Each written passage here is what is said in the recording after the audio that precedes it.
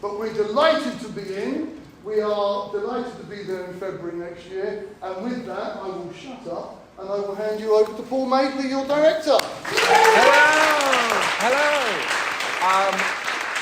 Welcome to Charlie and the Chocolate Factory. Woohoo! First of all, I'd like to introduce myself. My name is Paul Madeley. I am director and co-choreographer. We will explain a little bit more of that later on. But I want to introduce you. This is Tom Chippendale, your musical director. Sam Byron-Bevins, your choreographer, co-director.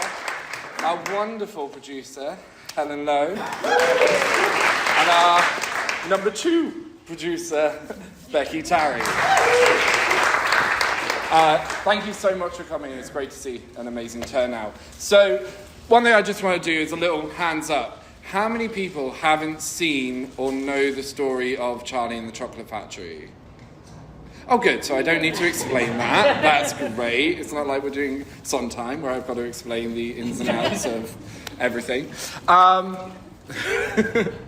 I want to go on to why did we choose this show. So the reason, what happened is in 2023, Charlie and the Chocolate Factory was released by MTI, and my husband, Matthew, told me about it, and he knows that Charlie and the Chocolate Factory is literally my favourite story of all time. I even have a little poster up on my wall in my living room.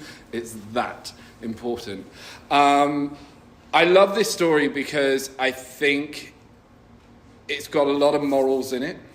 Although it is a very fantastical thing, it is also steeped very much in truth, and it's steeped in reality of very much of what's going on today with greediness and gluttony and things like that. And also, I think with Charlie, especially, it's showing a boy who dreams big and gets everything that he wanted at the end of the day, but he does it in his way. You know, he dreams in his way. So I think it's kind of teaching that kind of thing. Sorry, I'm looking at your crib sheet because Sian has done a wonderful crib sheet, so she keeps me on track with my with myself. Don't talk about me. Don't talk about you. Don't talk about you. What am I talking about? Yeah. So I then said to Sian, I'm really interested in doing Charlie and the Chocolate Factory, and I can't think of anyone better to do it with than Sian, with Ross Theatre Company at Richmond Theatre. Sian said, I saw it in the West End. I was like, oh no. I was like, no, don't worry. It's not the West End version. The songs are all put back in, which is great. The ones from the film, like I've Got a Golden Ticket, Pure Imagination was in there, but it's in the place where it is now in the film, and Candyman as well. So I sent a bootleg copy, which we don't talk about, to Sian to watch, because this is a hybrid of the West End version and the Broadway version and a little bit of the US tour. And what MTI have done is they have had a script put together and created this version. Now, this has been going on for about 2 years now. It's been really successful in lots and lots of theatres and stuff. I have got to see a few productions of it already. I think it's got its heart back, which is wonderful, which it didn't have in the West End. It lost a little bit of that heart. It went to a little bit of a Tim Burton-esque feel. It was a little bit darker, where this is a little bit more colourful and light and family entertainment. Yeah. And then, Sian, you watched it and loved it, asked me questions about it, and because I know it off by heart and backwards and all the way round, I could explain the whole thing to her. And then we got Tom on board, and you were like, I haven't heard all the songs, and then you had a listen, and you were in. Yeah. So that's kind of me. I'm going to hand over to you. Yes, so hi, I'm Sian. A little bit about me. I will use my crib sheet. Oh, I didn't say anything about me. Sorry. Do you want to say something No. about you? He's great. Yeah, that's all I need to say. So I've been a member of Ross since 2019. I've directed and choreographed a Sister Act at the Minat, a review at the OSO, Soho Cinders, and the Addams Family at Richmond Theatre. I've also worked for a number of other companies in West London, and I've done big production shows like Hello Dolly, Crazy for You, The Producers, Drowsy Chaperone, and so it goes on. So I do have quite a bit of experience behind me. I'm just going to talk briefly about the set. There are 2 laptops running in the room. Please do grab a chance to look at them if you can. We are hiring the set from Scenic Projects. It comes with a massive, heavy video wall. Sorry, we just discovered a slight technical issue, but we've sorted it already, which sits at the back of the stage throughout. And then that is complemented with specific pieces of scenery that are very movable. So factory entrance, the sweet shop, grandparents' bed, sweet making machines, and all of that. And that moves around. The video wall stays where it is. It's incredibly colourful, as you will see if you look at it. It's spectacular. The true to form, because we're sort of combining efforts on this, aren't we? Rather than just having very clear linear roles, we're working. It's morphed into we're both doing a bit of everything over the months. We both feel very passionately about transitions from scene to scene, not stopping the action and not slowing the production down and slowing the story down. So all transitions will be, apart from when they're happening behind a curtain, will be visible to all. We're not going to go into a blackout. They will be choreographed, cast will be involved, and everything will be moved as part of the storytelling. We are getting in an extra gauze as well. If any of you have seen a production using this, there's an extra gauze which we are using to really to set certain scenes in a sort of darker place and then grow the wonderment as we go into this fantastical factory. The costumes are a mixture of provided by Charades Theatrical Hire and our fantastic costume team. Mags, would you like to stand up and wave at everybody? Mags. And do you have other people with you who are tonight? No, the gang, yes. So Mags is heading up our costume gang. Fantastic, thank you so much. Please be aware with this that the hired costumes won't be turning up until the Thursday before the show. So that's just something we have to work with. Some companies deal with that all the time. We're very, very lucky here that we normally make our own costumes and we have them weeks, sometimes months in advance. But with this one, we haven't got that as an extra challenge. However, we shall be mocking up the Oompa Loompa outfits, so there is practice ones, basically. Yeah. It'll probably be tights. But yeah, stuffs. But it will give you an idea of how to be able to puppetry them and stuff. So over to you to talk about the characters. Yes, the characters. Moving on.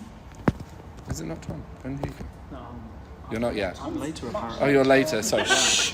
Don't say anything. No, I'm fine. I'm sat down. It's all right. We're going to start with I would say, the linchpin of the show, which is Charlie.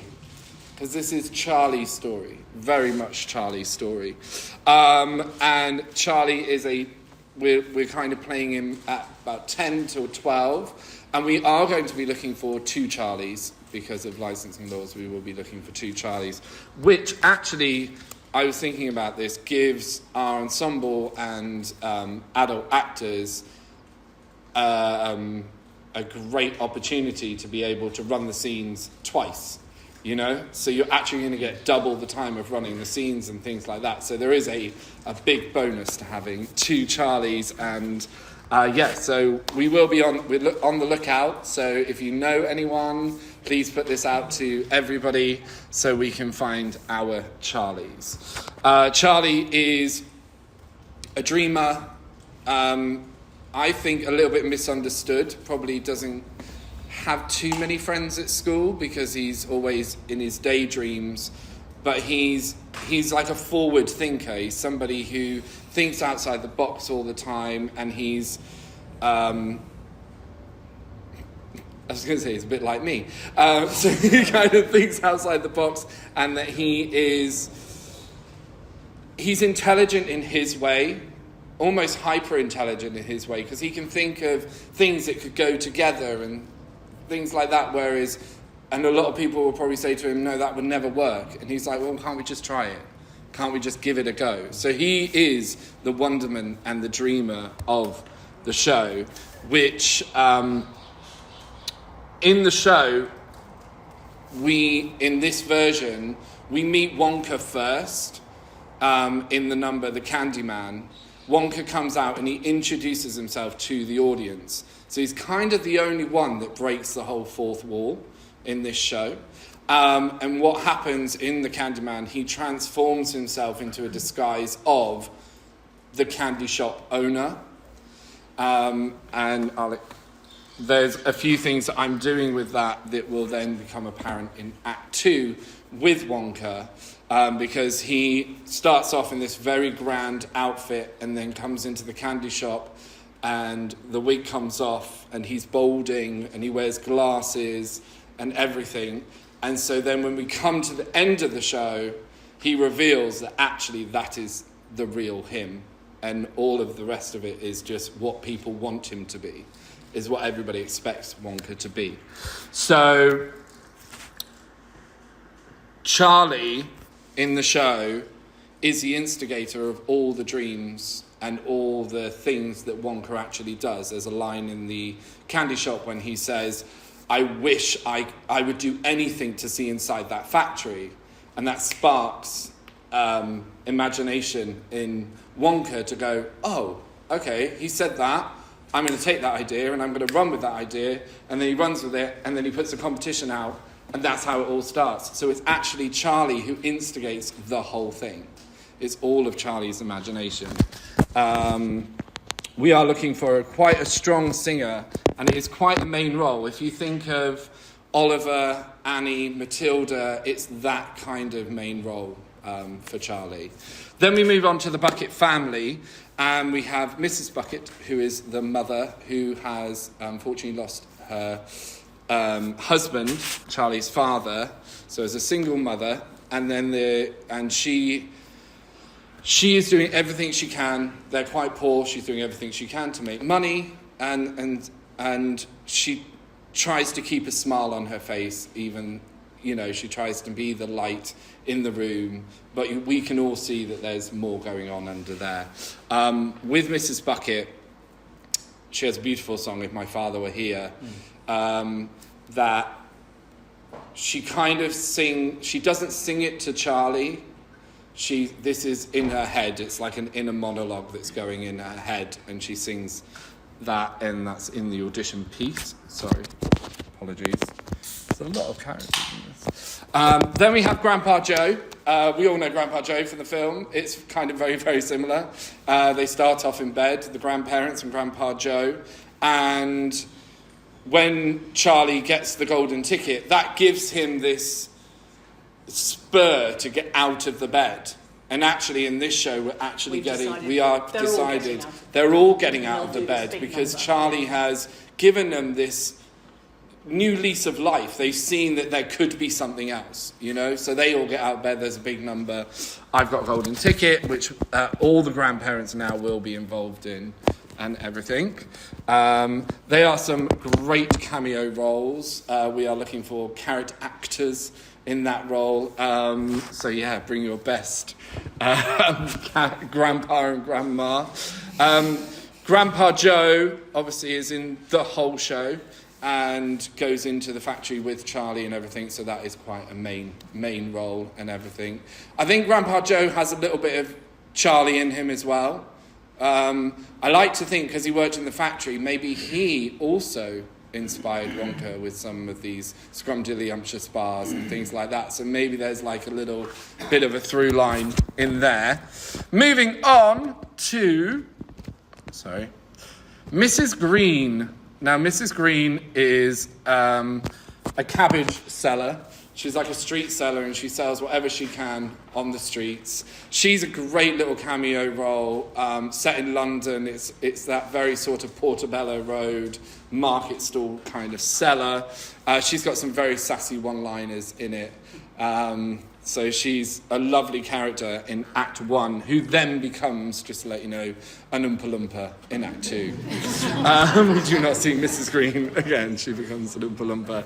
Then we move on to the Gloop family. You've got Augustus Gloop, which we all know loves his sausages and food and everything. This number is a great number, which then includes the ensemble with Mrs. Gloop, who is the mother. She is quite I wouldn't say she's an overbearing mother, this mother. She's just, she just loves her son unconditionally. I think smothering would be a word I would probably use for Mrs. Gloop. It is a German accent. We are looking for German accents, so please get those German accents brushed off. Question? Oh, sorry. Okay. And then we move on to the Salt family. Now, the Salt family in the film is obviously British, but in this version, they are Russian. It is a Russian family. We have Mr. Salt, who is a sort of CEO of his nut factory and everything.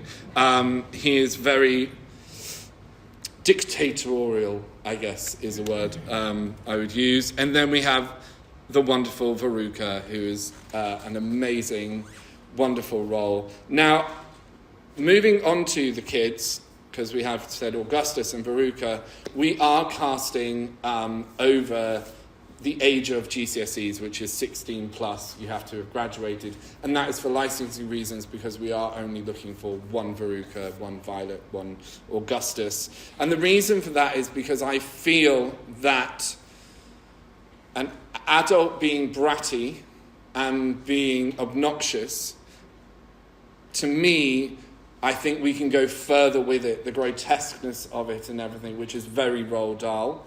I think as soon as I put a 12-year-old, because there is also partner work as well in there, we end up watching going, oh, no, I don't like that. That doesn't work. And they did do adults on Broadway, and it did definitely work a lot better than using children.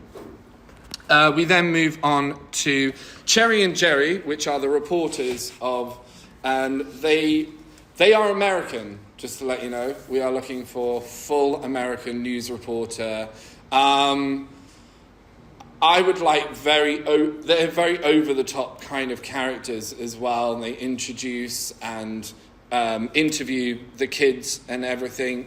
They kind of are the through line of when scene changes are happening as well. So the energy that they bring needs to be quite good a lot.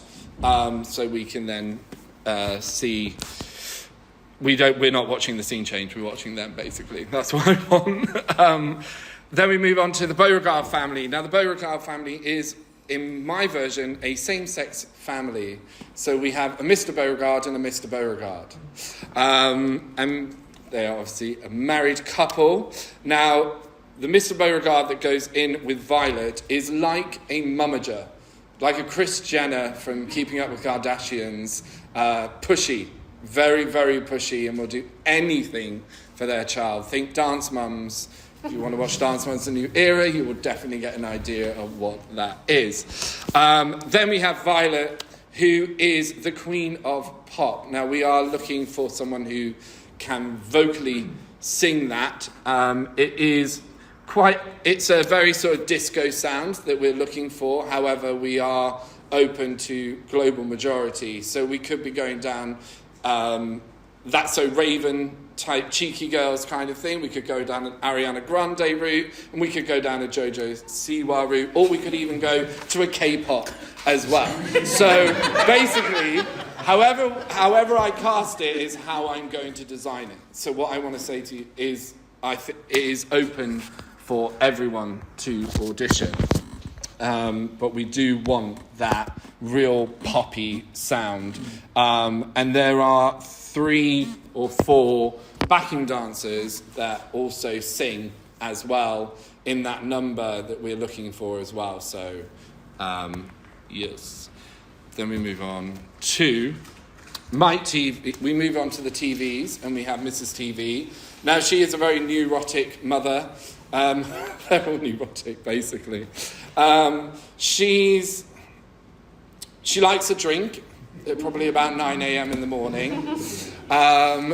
She has a brilliant number, Little Man of Mine. It's a very swingy number. It's a very comic role. It needs good comic timing. That's what I'm looking for.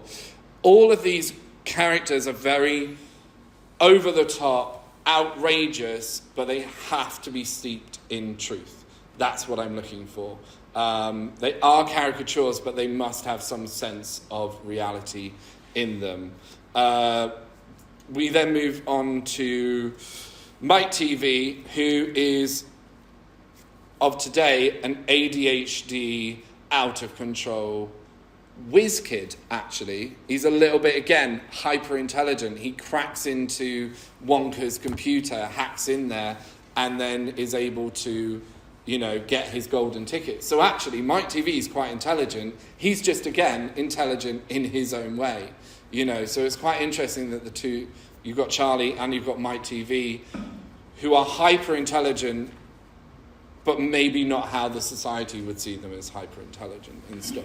So we'll definitely be playing on that quite a bit in the show. He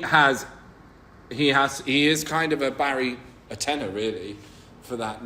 It's a rock tenor for that role. What have I missed? I know I've lost one over. And then that's all the kids, isn't it? Yeah, thank you. So then we move on to Willy Wonka himself. Willy Wonka is obviously, as you know, the film and everything. What I'm looking for from him is he has to be able to hold your attention whenever he's on stage. Diction is massive. I am making Wonka American. He is going to be from America. That is how I want to play it. I feel like it sits in the tone of the songs a lot better as well, and makes him a little bit more fantastical. We're looking for a song and dance man, so he must be able to move well. And that doesn't mean that he has to be the greatest dancer, but what he has to be is a showman. He has to be that Hugh Jackman type kind of showman that we're looking for. And then, on the flip side, we need to see some sincerity in him, and you will notice in the audition piece, I've given Wonka a chance to have both sides of that as well. I think that is all the cast. Yes. Yeah, sorry, that took a while. Because, I just wanted to add one thing that we've talked around a lot, yes, which is drawing out the relationships in the show. When you've got this spectacular set and this amazing music, very often it's easy to sit back and go, that can do all the work. I know the music will be incredibly important, don't get me wrong. But for both of us, we feel really strongly that we need to pull the relationships out to give that extra layer of meaning to the audience, to the people performing it. Charlie's relationship with his mum, with his grandparents, with that one particular grandparent.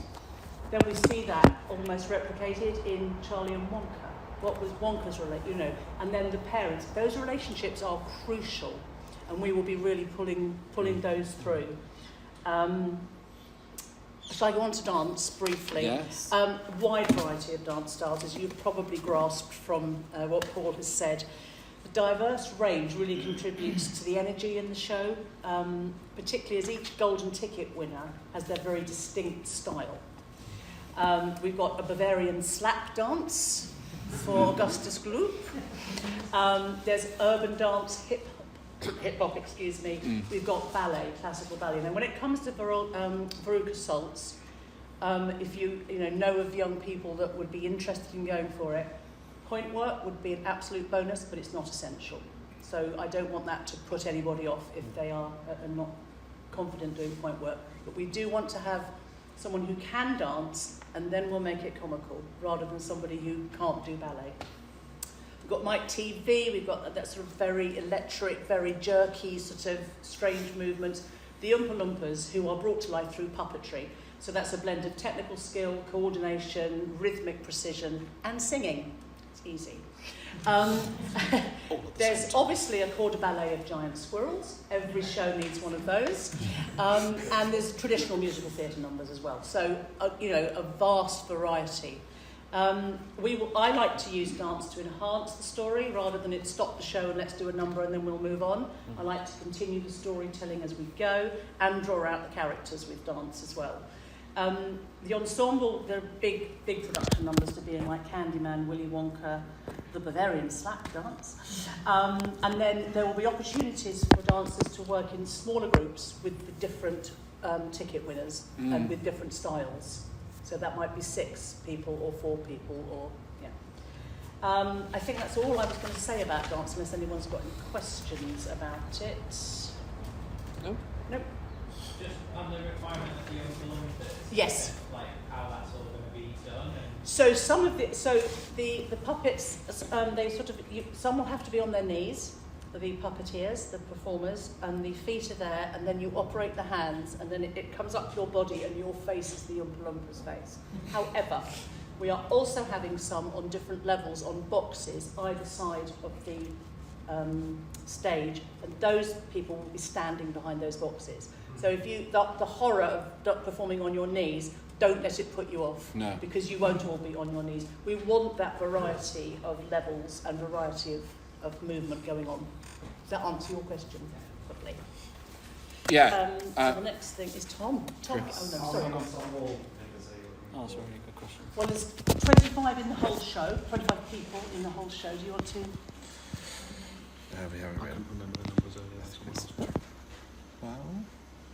Well, 12 yes, ensemble. I think so. We are looking for 12 ensemble because the Bucket family, so the grandparents, will then double up as Oompa Loompas into the second half. So will Mrs. Green and Cherry and Jerry.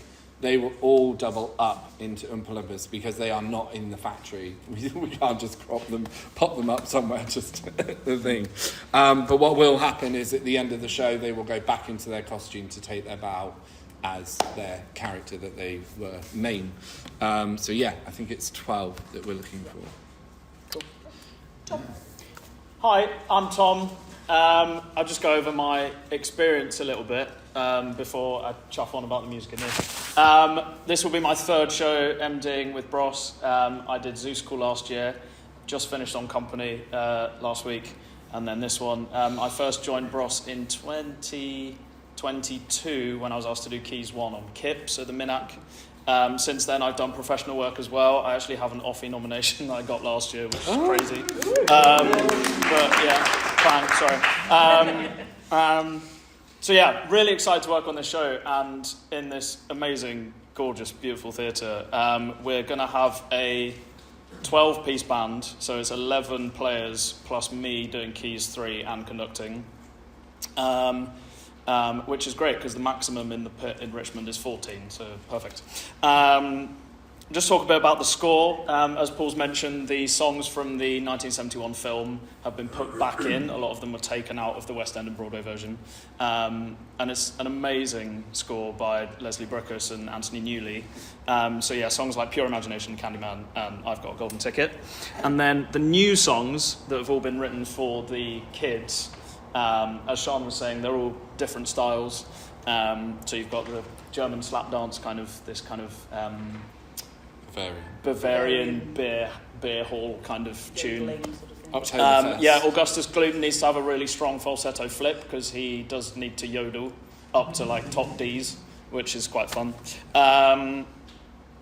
For example, and then yeah, Queen of Pop is completely different to anything else really in the show. Mike TV's song is kind of a rock song. And then you've got your kind of classic musical theatre stuff in there as well. All of the music, again linking into what Sean and Paul have said, all of the music is really character driven. So the music gives each scene and character loads of personality. You've got bratty and bold songs to sweet and sincere songs. And there are still kind of peaks and troughs of emotion within the music. So you've got super high energy stuff, and then you've got things like Pure Imagination, and I've forgotten the name of it. What's Charlie's song towards the end that he does on his own? Is there one? Have I made that up? No, you're right. I've forgotten what it's called. You've just gone blank. I forgot to mention all the new stuff was written by Mark Shaman and Scott Whitman, who wrote Hairspray and the music for Charlie, Mary Poppins Returns. So again, coming from writers who have a big background in writing really successful musical theatre stuff. He writes a letter. He writes a letter. Yeah. Is that what it's called? Yeah. A letter from Charlie and Bucket. Yeah. Literally, that's it. So yeah, moments like that where the kind of emotion and just it all kind of becomes more insular, not in a bad way, but you kind of really focus in on the characters. Just to add to that, what we want to create with this show, because it is a Richmond theatre and we know it's going to be a family show, is we want to make sure it is great for the kids to watch, but also so nostalgic for all of the generations who know this musical as well. So we're not just going for pantomime. So we are definitely telling the story. And I really love the music in the 71 film, so I'm really going to lean in to try and make that as nostalgic as possible for the adults coming to see the show who know those songs already. Particularly Pure Imagination. I think it's such a beautiful song. Yeah, that's pretty much it in terms of the score. We'll do a little bit in a sec. But yeah, and I can very excitingly say that I've booked every single member of the band apart from the cellist. Woohoo! That's good. What we're looking for from especially Charlie and Willy Wonka in the rehearsal expectations of this is we are looking for an 85% commitment because they are in practically the whole show in this. So that is kind of what we're looking for in that as well. And also the first Sunday we are asking to be as compulsory as possible because we're going to have a lovely social afterwards after our first Sunday rehearsal. So yeah. And the rehearsals after the 8th of February, we really need a commitment that everybody will be at those rehearsals. I think it's January, February. 8th of Feb. Yeah, I know, but you'd be surprised. Yes, How many Sundays are you bringing to there's 9 plus what we would traditionally know as a guest. It is on the crib sheet we're about to... Yeah, I haven't got that out. Sorry, that's my fault. It's fine. So nine Sunday rehearsals. The dates are here. I'll put them out on a sheet so you can take a photograph of them if you want to. But the Sunday, which is traditionally get-in day, where we're using slightly differently, but that will be a full call and it'll be a longer day, 11 till 6. That rehearsal. Oh, yeah. Sorry, I get the really boring bit. Sorry. I'm the producer. So that means Becky is ably assisting me. So we're in charge of making it happen, I guess, and trying to organise everything. We've got a really good team of people. You've already met Mags, who's doing costumes. But we've got Ed Paget, hopefully, on lighting. Dan Tigg on sound. Jane Bean on props. Faye Brand is doing marketing. Emma Knight is sorting out our child licences, and we've got a whole team of people that will be working behind the scenes to make this happen. And we will be looking for additional crew, so if that might interest anyone, let me know. We've got the workshop, so tonight we're going to just do a little bit of Candyman, I think musically, and Sean's going to run through the dance audition. There's another workshop on Thursday, which is... Basically the same sort of thing, but then you can then ask these guys to talk to these guys about the particular characters that you want to audition for. And actually, we've just decided we're going to add another workshop the Thursday before the auditions, which will also be here. So on the Thursday, the 4th of September, as a little bit of revision, or if people haven't been able to come this week. As you know, the auditions are at Kitson Hall, not here. They're at Kitson Hall in Barnes, so make sure you know where that is, on the 6th and 7th. We'd like your audition forms in on Wednesday the 3rd, please, of September. And we will try and put an order of play together. I know you want to do all the Wonkers on the Saturday. So, yes, Wonkers will be on a Saturday, and the recall for Wonkers will be Sunday morning with the Charlies. So you'll actually be working with the Charlies. You'll be recalled. If you audition for Wonka, you will come back on the Sunday. It's not a recall. I'm not calling. I want to see everyone. To give everyone a chance. I think we'll express. If you can't make either day, let us know. But I mean, Wonka, I think you've got to be. You've kind of got to be there. But for everyone out, all the other characters ensemble, just if there's a preference, if you can't make one of the days, then just let us know on the audition form, please. If you can't make the weekend of the auditions, hopefully we could do some on the Thursday if we needed to before, on the 4th of September. Yes. And if not, I know there's a few people who can't. It's a self-tape, or maybe even this Thursday. if you feel like it. Okay. The panel on the audition will be these lovely people. I think the lovely Kerry is being our committee rep, who's over there. And we have an independent coming as well. That's for transparency, because obviously people know people and da-da-da, and we just want it to be as fair as possible and everyone's in a lovely place. I will be there with Becky, you know, as a shoulder to cry on or whatever else. Can I just say one thing about the casting side of things, because you just said about it. I'm aware that I do know quite a few people in this room, and there is an impartial way that we sometimes do the casting. So if we get down to the last two and say someone I know or someone Tom is friends with and things like that, what we do is we actually close our eyes and the producer will say the name and we'll put our hand up and nobody will know who voted for who. And we still don't know to this day who voted for who for Seussical, because we had to do it twice for impartiality. So just to let you know, it's very fair casting that we do. Yeah, and that's really important. So feel free, it's not about anything else. It's just about your talent on the day in the room. So just to let you know that if you are not already a Bros member, you have to pay £5 to audition. That will then be taken off the show fee if you are successfully cast. We haven't had a discussion about how we will inform people yet of the results of the auditions. But we will have that discussion, and before the audition date, we will let you know how it is going to then be relayed to you. Will the choreography of the audition be in groups or on our own? No, it'll be in groups. In groups. Yeah, we're going to talk about auditions in a minute, so don't worry. No, it's fine. It's on the Yes, sorry. Sorry. What are the dates for the auditions? They are the 6th and 7th of September. Saturday the 6th and Sunday the 7th. Thank you. You can't make this Thursday. You're going to be teaching any other content. No, and there will be a video up on the Dropbox. Will be on the Don't worry. Dropbox. But also there's the Thursday before as well, the auditions. Rehearsals will be Tuesdays and Thursdays, either here or there's a small hall at Raleigh Road. All the details are on the website. And the Sundays will be at Kitson Hall.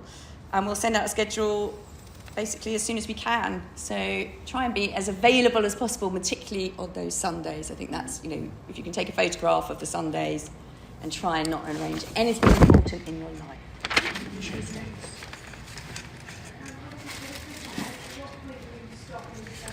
I think we're stopping on the 18th of December and we are restarting on the 6th of Jan.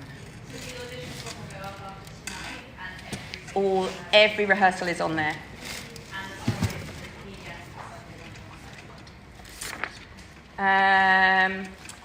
The show fee, which everyone loves, the show fee.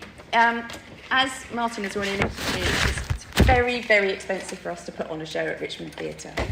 We are the only group that is allowed to do it. So the show fee for the show is £125. Which is due before the show goes up. We are very, very happy for people to pay that in instalments, and we will, just let us know as the production duo, and our lovely trainer Lizzie will help you out with that as well. I hope you understand what that's going to. We have to pay to hire this hall. We have to pay. The budget for this show is enormous. The hire of the costumes. The set is probably the most expensive set we've ever, or is definitely the most expensive set we've ever hired. I have had to work very, very hard to get this in budget, basically. So that's why the show fee sits where it sits. I think you get a lot out of it, and I think you will get a lot out of it. You get some really brilliant expertise here. And I hope you feel that sort of £25 a month for 5 months or whatever it is it's like a gym membership or a dance class or anything else that you go to. So I hope that you feel there's value for that. And I feel quite strongly that it feels like a lot of money, but if you pay in instalments, hopefully that means it's affordable. If there's any issues with that, please do come and talk to me. Yeah, just as we don't want money to be a Yes. to anybody taking part. Yeah. So, if there was any issues, And if you are not a Bros member, if you are cast, then you have to be a Bros member to perform for insurance purposes. And that is £30 a year direct debit. Again, our lovely treasurer Lizzie will sort that out. Just very quickly, a couple of more things, sorry. We've got to sell this show. So if you're in the show, there is a big requirement to really go out and sell it to all your friends and anyone you know and all the schools and all the, everything else that you can, and get involved with the marketing. As I say, we've got Faye leading the marketing. She's absolutely brilliant. She's on the ball, but we will need everyone to get involved and help. What we will do is give everybody specs. We will give everyone assets to be able to put out to people as well. So we will help you with everything. Social media and things. Yeah, social media and things like that. Yeah. Show week obviously is February half term. There will be, as we've said, a big rehearsal on the Sunday before at the Kitson Hall. We'll do the Sitz Probe at the Kitson Hall and a run probably. There'll be Costume run with the band in the evening. And then a tech rehearsal on Monday evening, and then the dress rehearsal on the Tuesday evening, the opening night on the Wednesday evening, Thursday matinee, Thursday evening, Friday evening, Saturday matinee, Saturday evening. So if you are working full-time, you will need to take Thursday afternoon off. Please note. Okay. Because we don't want to get to the week before and say, I can't get the time off. And Helen just quickly. Sure, so we're doing the show during half term? Yes. Which helps quite a lot of people, I think. And finally, we just want everyone to know that this is a safe place. So in the rehearsal room, everything, that your well-being is paramount, but also that we all have a good time. So we need everyone to respect everyone else's space, and if there's any issues, I'm probably the first port of call. If you think I'm a horrible person, then go to Becky.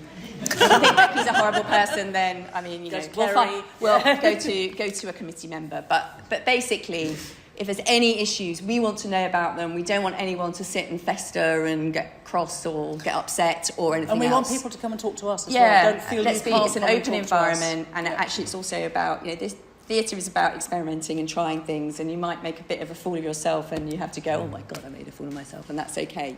We all do it. I do it all the time. Yes, we do. Worked really well if we've had a cast rep. Yeah. So I've played that role before. It just means, again, if people aren't comfortable going to the creative team or the production team, or if there's 5 or 6 people have the same issue, so one person isn't getting 5 or 6 emails, then you go to your cast rep, which I think, I don't know if anybody else has had that in companies you've worked with, but it does work really well, so I think probably as well. Can I just, on the audition form, we ask you to put down dates that you can't make. Please make sure you do that. It's really important. And then prioritise the show, particularly once you're cast, because both Paul and I and Tom like to work with a clear rehearsal schedule. We won't call you unless you're needed. You won't be hanging around. We won't waste your time. But on the other hand, if we've called you, we need you there. Yeah. So we will spend a lot of time making sure we are not wasting your time. And likewise, we'd like that reciprocated. And if there's any issues getting to rehearsal or anything else, there'll be a WhatsApp group, but there will be please probably 2 WhatsApp groups. There'll be a sort of official admin WhatsApp group, which is just notices coming out to you. Yeah, and then the general, which pub are we going to after rehearsal WhatsApp group. Yeah. Cool. On the Sunday. On the Sunday. Yeah. Do you want to say anything else about auditions? I think that's it from me, unless there's any other questions. But no, that's fine. No, nothing else about auditions? No? Tom, anything you want to say? Questions? Yes, sorry, I will say. I was just going to say, is there an extra dance audition or just one ensemble? One dance audition. There will be one dance audition. No, we are doing ballet. Well, we'll do a ballet one for, Yes. Sorry, we did not mention that. Apologies. There will be a ballet section that we will be doing. So if you also want to be a squirrel, there is some lovely ballet technique that is needed to be a squirrel. The squirrels are not on point. No, they're not. Don't No. worry. No. I think that might be No, that's crazy just with a one head. step too far with... I can see a load of falling squirrels on the Richmond Rape stage. Becky. I know because a lot of people, and I usually one of these people, the word dance is really scary. Again, please don't let the fact that there is a dance audition put you off, and we will give you all the help you need. And I'm sure Sean will say, like, it's not about being the perfect dancer. It's about performance and, yeah. Have you got rhythm, coordination, can you perform it? So, yeah, please, again, because I know a lot of my friends are like, oh, you're not going to dance audition. So just please, again, don't let that Yeah.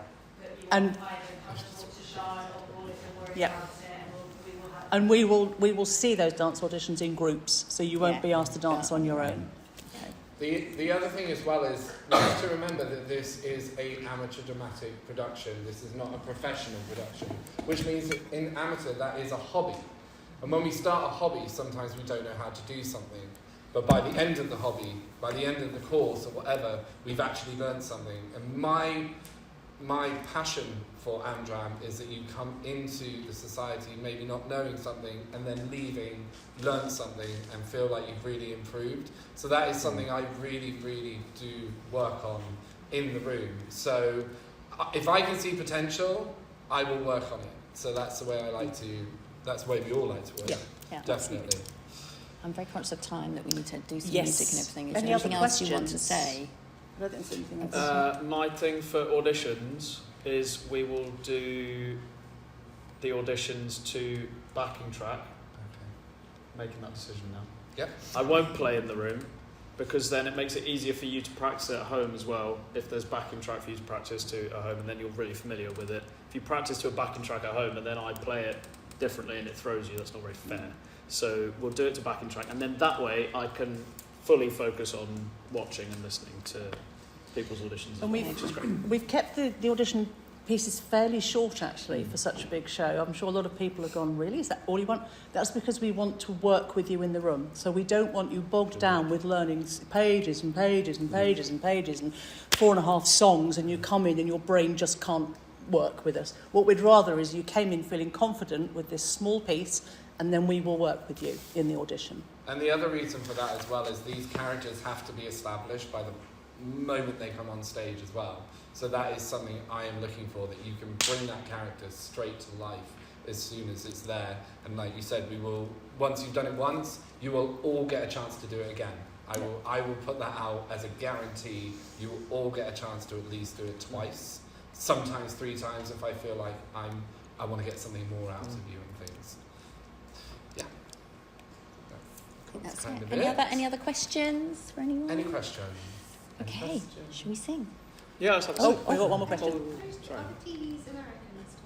Yes, the TVs are American. Yes. Are they southern?